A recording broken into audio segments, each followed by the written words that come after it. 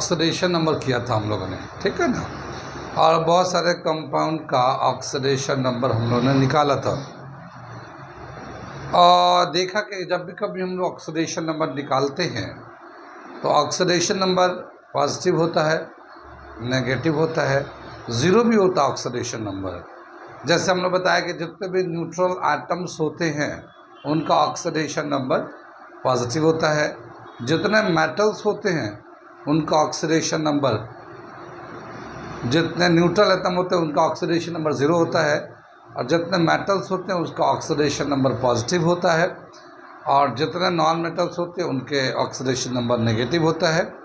और ये जो ऑक्सीडेशन नंबर होते हैं वो नंबर के हिसाब से वैलेंसी के बराबर होते हैं, ज़्यादातर टाइम में वैलेंसी के बराबर होते हैं।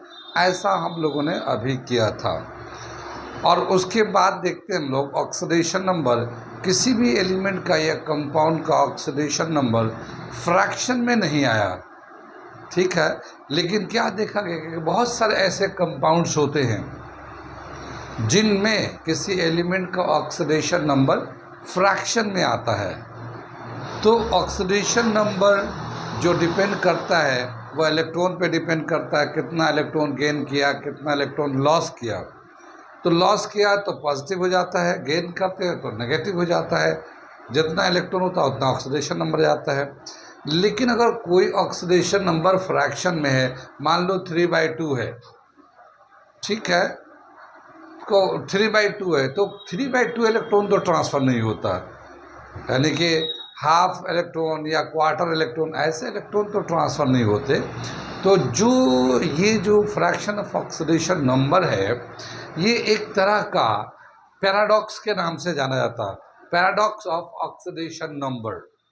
ये ऑक्सीडेशन नंबर फ्रैक्शन में क्यों आते हैं, क्या इसकी वजह है, क्या क्यों होता है ये ऑक्सीडेशन नंबर फ्रैक्शन में, ठीक है। इससे हम लोग केमिस्ट्री में जैसे यहाँ पे दे रखा है paradox of oxidation number, oxidation number करने जा रहे हैं, ठीक है। क्या कर रहे थे, वही जो करते कहते और सुनते चले आ रहे हैं कि जब वक्त होता है तो एहसास नहीं होता, और जब एहसास होता है तो वक्त नहीं होता। मैं साबिर अली और आप देख रहे हैं ILCC अली क्लासेस, जो अलीगढ़ बेस्ड नीट जेई का रेजिडेंशियल कोचिंग क्लास है। साथ ही AMU, जामिया, BHU या दूसरे यूनिवर्सिटी के एंट्रेंस की भी तैयारी कराई जाती है। तो वो लोग जो लोग करना चाहते हैं कांटेक्ट कर सकते हैं, ऑनलाइन ऑफलाइन दोनों ही मोड अवेलेबल है।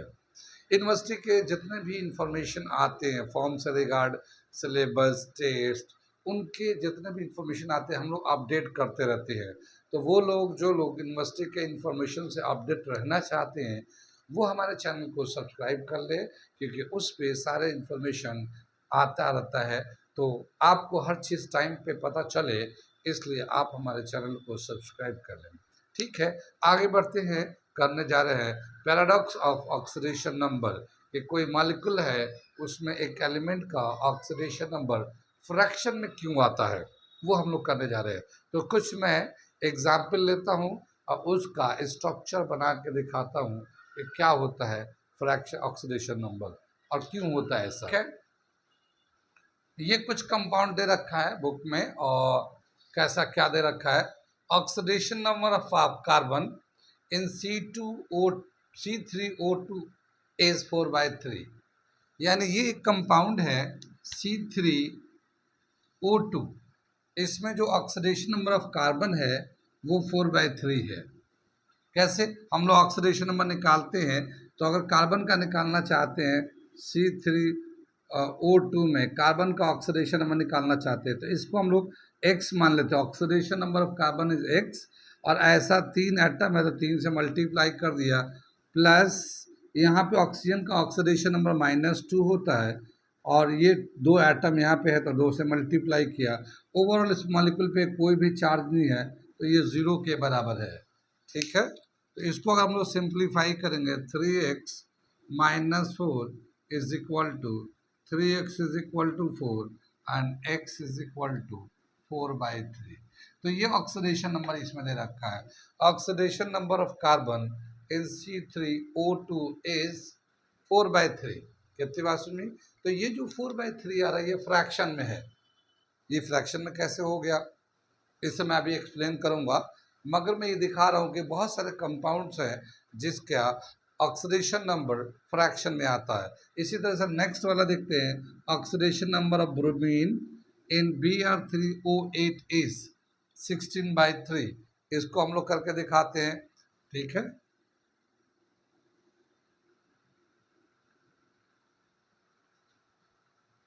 समझ बात आ रही है?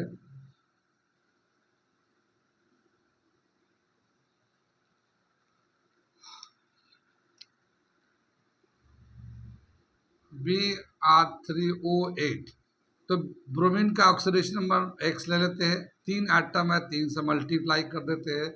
ऑक्सीजन का ऑक्सीडेशन नंबर होता है -2, एक एटम का, ऐसे 8 एटम है तो 8 से मल्टीप्लाई कर दिया।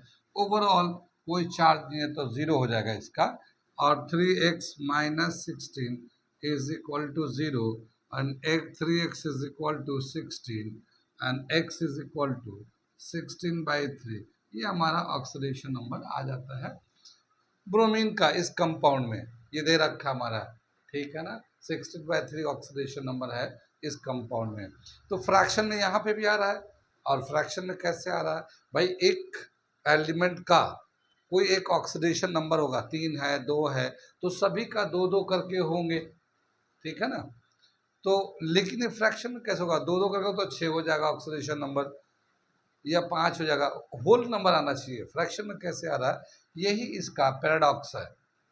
पैराडॉक्स मतलब एक होता है कि जादू का बॉक्स, कुछ करो कुछ अलग आंसर आता है, तो पैराडॉक्स का मतलब ये है कि कुछ एक्सेप्शनल है, ये एक्सेप्शनल। ऐसे ही देखते हैं, oxidation number of sulphur in Na2S4OH is 5/2। ये इसको देखते हैं कैसे ये आ रहा है।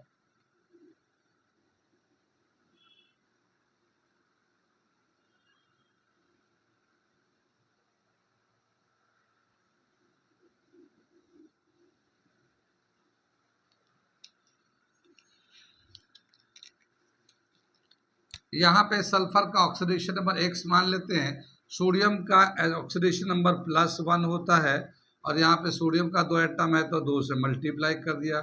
फिर यहाँ पे प्लस सल्फर का x मान लिया, 4 एटम है तो 4 से मल्टीप्लाई कर दिया।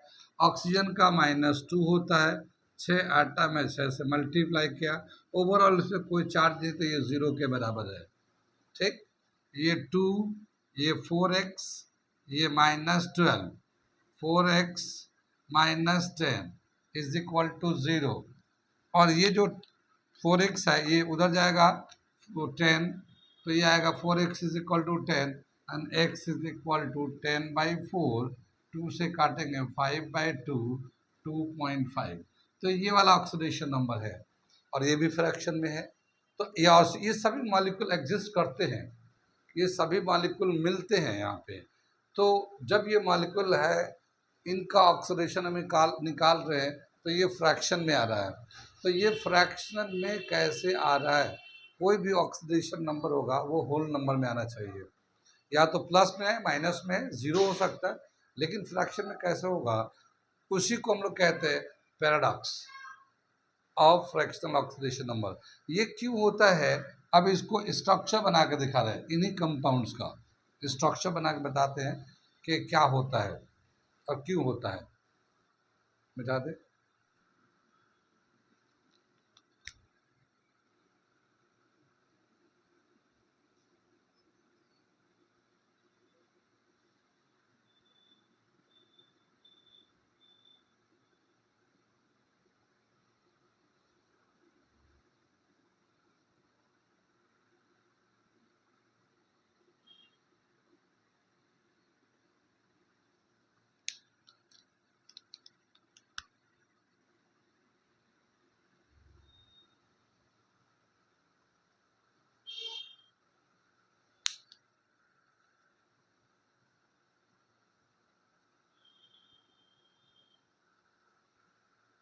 ठीक है, अब ये एक हमने स्ट्रक्चर बनाया C3O2, इसका ऑक्सीडेशन नंबर कितना आया था हम लोगों ने, अभी निकाला था हम लोगों ने ऑक्सीडेशन नंबर इसका, और ये था 4/3 आया था। इसका जो स्ट्रक्चर है, ये इस तरह का स्ट्रक्चर है। ये तीन कार्बन है, तीनों कार्बन के बीच में डबल बॉन्ड है, इधर ऑक्सीजन का डबल बॉन्ड है, इधर लास्ट में ऑक्सीजन से डबल बॉन्ड है। ठीक, यहाँ पे जो ऑक्सीडेशन नंबर ऑफ कार्बन होता है यहाँ 2 है, यहाँ पे एक ऑक्सीडेशन नंबर कार्बन है +2 है। ठीक है, लेकिन यहाँ पे जो स्टार लगाया है इसका मतलब ये है कि इसका ऑक्सीडेशन नंबर 0 है या अनप्रिडिक्टेबल है। ठीक है, ठीक है ना। ये जिस पे स्टार लगा हुआ है इस कार्बन का ऑक्सीडेशन नंबर अलग है, इनसे हटकर है। जैसे ये इस पे 2 पॉजिटिव दे रखा है, इसका 2 कार्बन का पॉजिटिव दे रखा है, इसका यहाँ पे जो ऑक्सीडेशन नंबर है अलग अलग, मतलब 1 भी हो सकता है, 2 भी हो सकता है, 3 भी हो सकता है, अलग हो सकता है। लेकिन यहाँ पे जो कार्बन पे ऑक्सीडेशन नंबर है इस वाले कार्बन का वो 0 है। Oxidation number of this carbon is 0। अब क्या बताया कि देखो total number of carbon atom कितना है, 3, 1 2 3, 3 तो कार्बन एटम है। इस वाले कार्बन का ऑक्सीडेशन नंबर 2, इस वाले कार्बन का ऑक्सीडेशन नंबर 2 और इस वाले कार्बन का ऑक्सीडेशन नंबर 0, तो टोटल ऑक्सीडेशन नंबर कितना हो जाएगा, 4। तो क्या बताया कि इस कार्बन का एवरेज ऑक्सीडेशन नंबर है। ये पैराडॉक्स जो आता है वो इसलिए आता है कि हम लोग लेते हैं average oxidation number of an element. ठीक है, इन अ कंपाउंड, एक कंपाउंड में कोई एलिमेंट है तो कितना वो एलिमेंट अटैच्ड है उसका एवरेज ऑक्सीडेशन नंबर निकालते हैं। तो क्या देखा गया, उस एलिमेंट का हर जगह उस कंपाउंड में ऑक्सीडेशन नंबर सेम नहीं होता। ठीक है, जब सेम नहीं होता तो उनके जितने भी ऑक्सीडेशन नंबर एलिमेंट के सबको प्लस कर दिए और जितना एटम है उससे डिवाइड कर दिए। तो यहाँ पे क्या देख रहे हैं कि यहाँ पे जो कार्बन है वो 3 एटम है कार्बन का, और टोटल ऑक्सीडेशन नंबर कितना है, 2 + 2 + 2 और इसका 0 है। तो 2 + 0 + 2 टोटल ऑक्सीडेशन नंबर ये आ जाएगा, टोटल ऑक्सीडेशन नंबर इतना हो जाएगा 4। और total atom, total carbon atom कितना है, ये 3, ये 3 है, 1 2 3। तो इसका एवरेज अगर निकालेंगे, average oxidation number, average oxidation number,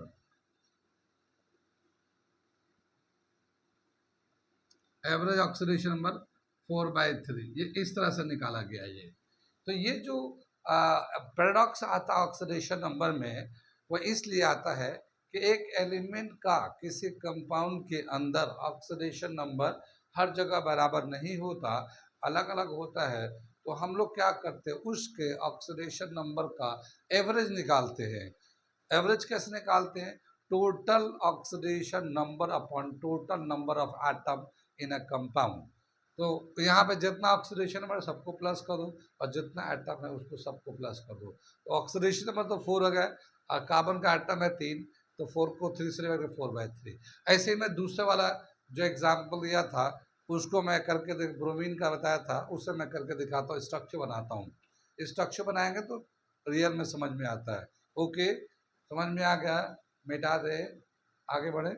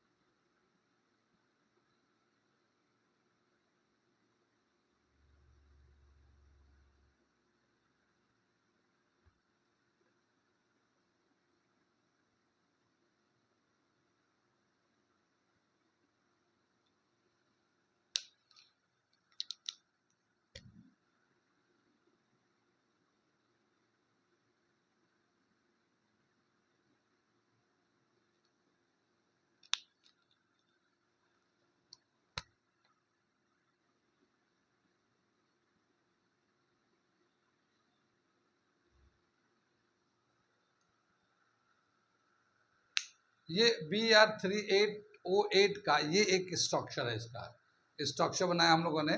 Br3O8 हमने बताया था ना, 16/3 इसका ऑक्सीडेशन नंबर था। तो ऑक्सीडेशन मतलब कैलकुलेट करके दिखाया था। लेकिन ये देखिए स्ट्रक्चर क्या है, और कैसे इसका 60/3 फ्रैक्शन में आता है। तो इसको हम लोग पैराडॉक्स को समझते हैं। क्या बताया कि ब्रोमीन का ऑक्सीडेशन नंबर निकाला था तो 16/3 आया था। कितना है? 3 तो ब्रोमीन के आटम है, ये 3 यहाँ पे है, और ब्रोमीन का जो बॉन्ड है सिंगल सिंगल बॉन्ड है, ये वाला ब्रोमीन का ऑक्सीडेशन नंबर +6 है, इस वाले ब्रोमीन का ऑक्सीडेशन नंबर +6 है।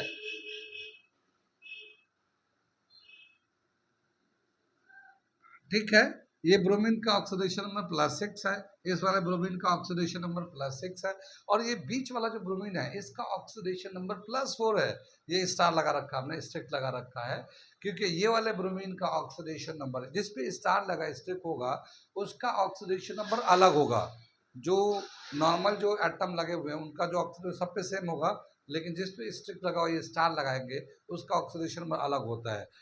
0 भी हो सकता है, 1 2 3 कुछ भी हो सकता है, मगर उन दोनों से या तीनों से अलग होगा। तो जैसे कि यहाँ +6 रखा है, यहाँ +6 रखा, मगर यहाँ पे +4 है ऑक्सीडेशन नंबर स्टार लगा हुआ। अब यहाँ से जब कैलकुलेट किया गया है तो टोटल ऑक्सीडेशन नंबर कितना आ जाएगा? 6 + 6 + 4 16 आ जाएगा। देखो 6 + 4 10 + 6 16 हो जाएगा। तो टोटल ऑक्सीडेशन में तो 16 होगा, और टोटल ब्रोमीन के आटम कितने हैं? 3 है, 1 2 3, तो फिर 3 से डिवाइड कर देंगे, एवरेज ऑक्सीडेशन नंबर आ जाएगा। एवरेज निकालते हैं ऑक्सीडेशन नंबर का। तो यहाँ पे कैसे निकाला मैं लिख के दिखाता हूँ। टोटल ऑक्सीडेशन नंबर 6 + 4 + 6 16, ठीक है ना। Total bromine atom 3, average oxidation number, average oxidation number, total oxidation number divided by total atoms, ठीक है ना। तो 16/3 ये आ गया। टोटल ऑक्सीडेशन 16 है, ये 16/3 ये आ गया हमारा। ठीक, तो क्या बताए कि जब भी कभी हम लोग निकालते हैं ऑक्सीडेशन नंबर फ्रैक्शन वाला, तो हम वो निकालते एवरेज ऑक्सीडेशन नंबर, और जो एटम इन्वॉल्व होते हैं जिनका ऑक्सीडेशन हम निकाल रहे हैं उनका सभी एटम का ऑक्सीडेशन नंबर बराबर नहीं होते, कुछ के बराबर होते हैं और कुछ के अलग होते हैं। तो जिनके अलग होते हैं उसको स्टार बना कर दिखा रहे हैं, और इस तरह से ऑक्सीडेशन नंबर निकालते हैं। कितनी बात समझ में? ये वाला स्ट्रक्चर समझ में आया? 16/3 में रहा। अगला एक स्ट्रक्चर बना देते हैं जो हमने अभी बताया था, उसका हमने बता देते हैं सल्फर का Na2S4O। ये आ गया स्ट्रक्चर Na2SO4O6 का आ गया, हमारा स्ट्रक्चर बना दिया हम लोगों ने। ये पूरा देखिए, यहाँ पे जो 4 सल्फर का एटम है, 1 2 3 4, यहाँ पे ऑक्सीजन से डबल बॉन्ड बनाया है, ऊपर नीचे डबल बनाया है, इधर सिंगल बॉन्ड बनाया ऑक्सीजन के साथ, और इधर भी ऐसे ही सल्फर के साथ ऊपर नीचे डबल बॉन्ड बनाया, इधर बनाया है। यहाँ पे सल्फर का ऑक्सीडेशन नंबर जहाँ पे ऑक्सीजन से अटैच है वहाँ 5 है, यहाँ पे ये भी 5 है, लेकिन यहाँ पे जो सल्फर बीच में जो दो लगे हुए हैं इनका ऑक्सीडेशन नंबर अलग है इन दोनों सल्फर के कंपेयर में, और इनका ऑक्सीडेशन नंबर 0 है, इसका भी ऑक्सीडेशन नंबर 0 है। ठीक है, तो टोटल ऑक्सीडेशन नंबर कितना हो जाएगा इसका? टोटल ऑक्सीडेशन नंबर होगा 5 + 5 10 आ जाएगा। ठीक है, टोटल ऑक्सीडेशन नंबर 5 + 5 10 आ जाएगा, बाकी तो दो दो सल्फर का 0 ही है। Total sulphur atom, total sulphur atom कितने हो जाएंगे? 4 दे रखा है, 1 2 3 4। एवरेज ऑक्सीडेशन नंबर, इसका एवरेज ऑक्सीडेशन नंबर लेते हैं, average oxidation number, total oxidation number upon total atom,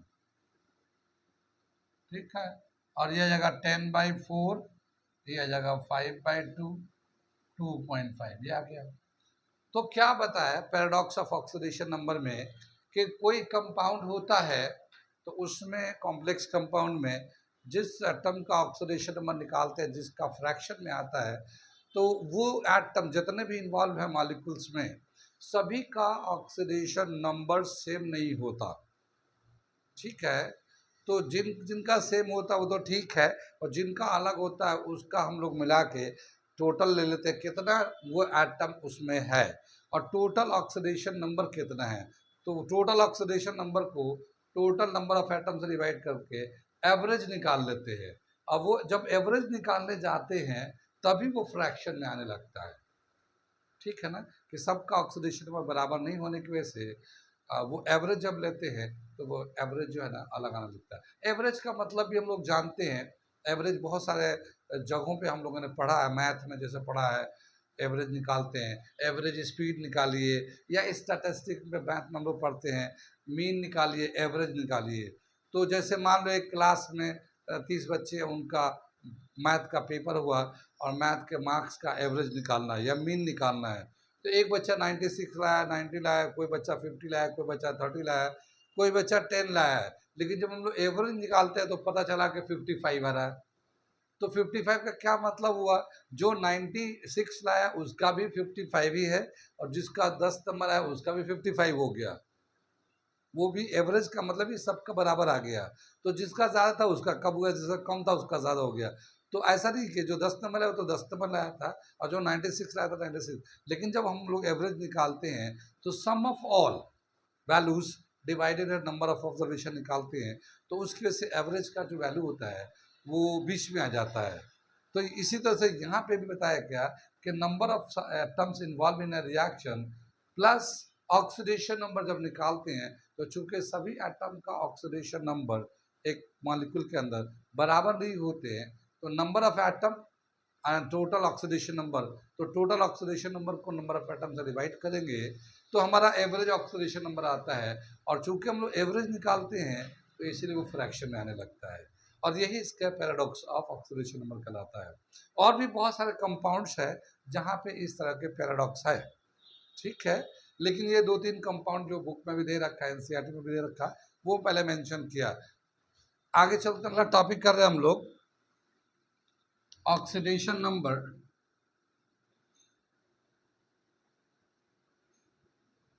oxidation number and naming of compounds.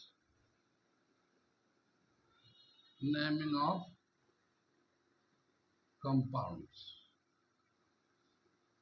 ठीक है ना,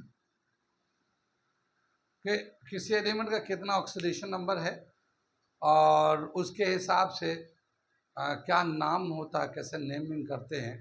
तो यहाँ पे एक छोटा सा वो दे रखा है कि जब भी कभी हम लोग कंपाउंड मॉलिक्यूल लिखते हैं तो जो मेटल होता है, हम लोग पहले भी कहा है कि जब भी कोई कंपाउंड होता है तो जो मेटल होता है वो लेफ्ट में लिखते हैं, जो नॉन मेटल होता है वो राइट में लिखते हैं हम लोग।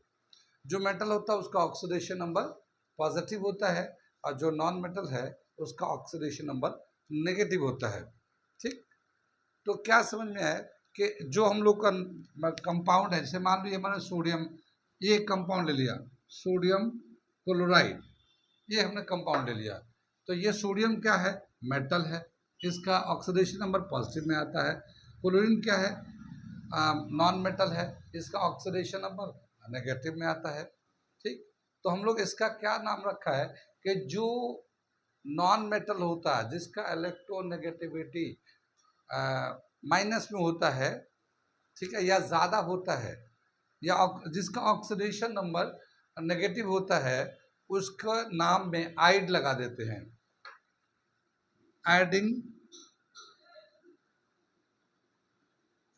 adding suffix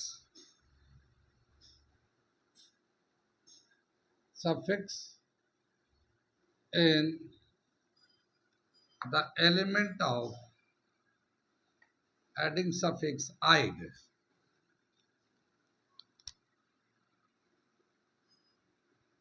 in negative oxidation number, negative oxidation number element, क्या मतलब समझ में है कि जैसे दो एलिमेंट है जो मिलके हमारा एक कंपाउंड बनाया जाता है, इसमें एक तो इलेक्ट्रोपॉजिटिव ऑक्सीडेशन नंबर होता है और एक का नेगेटिव ऑक्सीडेशन नंबर होता है। तो जब हम लोग नेमिंग करते हैं तो मेटल तो लेफ्ट में होता है, नॉन मेटल राइट में होता है। जब नेमिंग करते हैं तो जो नॉन मेटल है उसके नाम में आखिर में आइड लगा देते हैं। अब जैसे हम लोग इसका नाम लिखते हैं, क्या नाम है? Sodium chloride. इसका नाम क्या है? सोडियम। ये तो सोडियम ठीक था, लेकिन ये क्लोर है ना, क्लोरीन है, तो ये क्लोरीन में आई डी लगा देते हैं हम लोग, आई डी, क्लोराइड हो गया ये।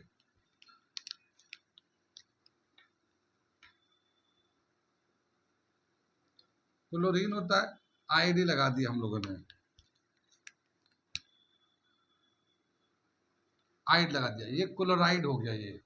तो ये एक तरीका oxidation number and naming of compound का, कि कोई भी हमारा कंपाउंड है तो जाहिर है उसमें एक मेटल होगा, नॉन मेटल होगा, ऑक्सीडेशन रिएक्शन हो रहा है, तो जो इलेक्ट्रोपॉजिटिव होगा ऑक्सीडेशन में पॉजिटिव होगा, जिसका नेगेटिव होगा उसके आखिर में आइड लगा देते हैं हम लोग।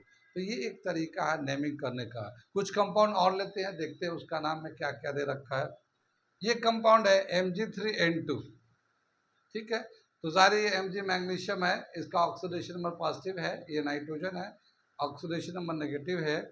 इसका अगर नेमिंग करेंगे तो ये मैग्नीशियम नाइट्राइड कर देंगे। क्या नाम हो जाएगा इसका? Magnesium nitride.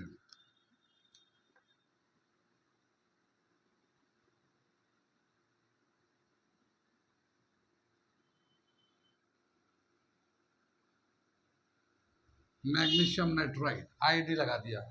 ऐसे ये कैल्शियम है, कैल्शियम सल्फाइड आएगा। ये कैल्शियम है और ऑक्सीडेशन में पॉजिटिव है, सल्फर है, ऑक्सीडेशन में नेगेटिव होगा, तो इसका नाम क्या होगा? Calcium sulphide.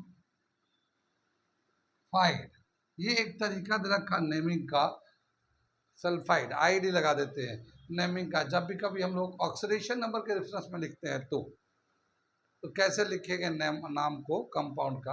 तो आईडी लगा देते हैं जिसका ऑक्सीडेशन नंबर नेगेटिव होता है, जिसका नेगेटिव होता है उसमें। ये तरीका हो गया, ठीक है। आगे चलते हैं हम लोग। ये स्टॉक नोटेशन अगला एक दे रखा है, टॉपिक है इसी चैप्टर में। क्या दे रखा है स्टॉक नोटेशन का? कि स्टॉक एक नाम है केमिस्ट का, और उन्होंने बताया कि जब भी कोई कंपाउंड होता है, उस कंपाउंड का जब हम लोग फॉर्मूला लिखते हैं तो जितना उसका ऑक्सीडेशन नंबर है, उस ऑक्सीडेशन नंबर को उस कंपाउंड के साथ ही लिख देते हैं, ग्रीक लेटर में, पैरेंथेसिस में।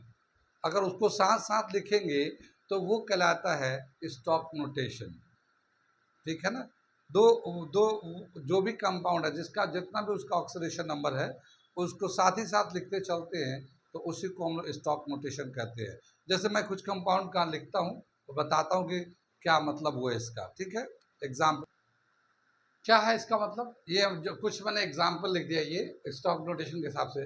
जैसे कॉपर ऑक्साइड है, तो ये हम लोगों ने कॉपर ऑक्साइड लिखा, लेकिन यहाँ पे कॉपर का जो ऑक्सीडेशन नंबर है वो 1 है, तो ये 1 को हम लोगों ने इस तरह से ग्रीक में लिखा 1।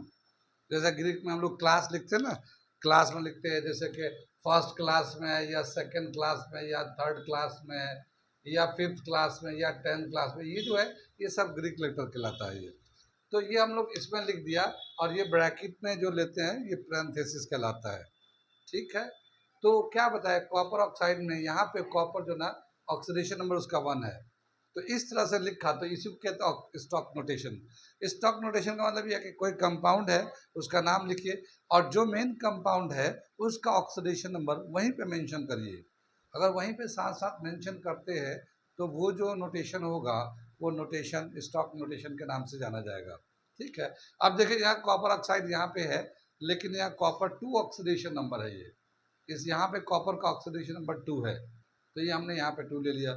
ऐसे ही FeSO4 आयरन सल्फेट है, तो आयरन का जो यहाँ ऑक्सीडेशन नंबर है वो 2 है, तो ये 2 इस तरह से लिख दिया, सल्फेट लिख दिया। ऐसे ही Fe2SO4 3, यहाँ पे आयरन का जो ऑक्सीडेशन नंबर है, आयरन सल्फेट यहाँ पे 3 ऑक्सीडेशन नंबर है। यानी ऑक्सीडेशन नंबर निकालते हैं, जैसे हम लोग निकालते थे ना, एज्यूम कर लेंगे फिर सिंप्लीफाई कर लेंगे, वो निकाल के लाएंगे, तो जो ऑक्सीडेशन नंबर निकल के आएगा वो ऑक्सीडेशन नंबर को साथ ही मॉलिक्यूल के साथ ही साथ लिखते हैं, तो उसको ही हम लोग स्टॉक नोटेशन के नाम से जाते हैं। समझ में आए ये? ऐसे कुछ हम लोग नाम दे देते हैं। ठीक, ये जैसे Cr2 क्रोमियम ऑक्साइड दे रखा है, ऑक्साइड ID हम लोग को जानते हैं ना, ऑक्सीडेशन नंबर के हिसाब से जो नेमिंग करते हैं, तो जिसका ऑक्सीडेशन नेगेटिव होता है उसमें ID लगा देते हैं, तो ID लगा हुआ IDE ऑक्सीडाइज ऑक्साइड। तो क्रोमियम ये 3 ऑक्सीडेशन नंबर है, आई लिखा हुआ, तो ये ऑक्सीडेशन नंबर के हिसाब से नेमिंग भी हो जा रहा है और ये स्टॉक के हिसाब से नोटेशन से ऑक्सीडेशन नंबर भी डाल दे रहे हैं। तो ये कुछ दे रखा है इसी तरह से। ठीक है।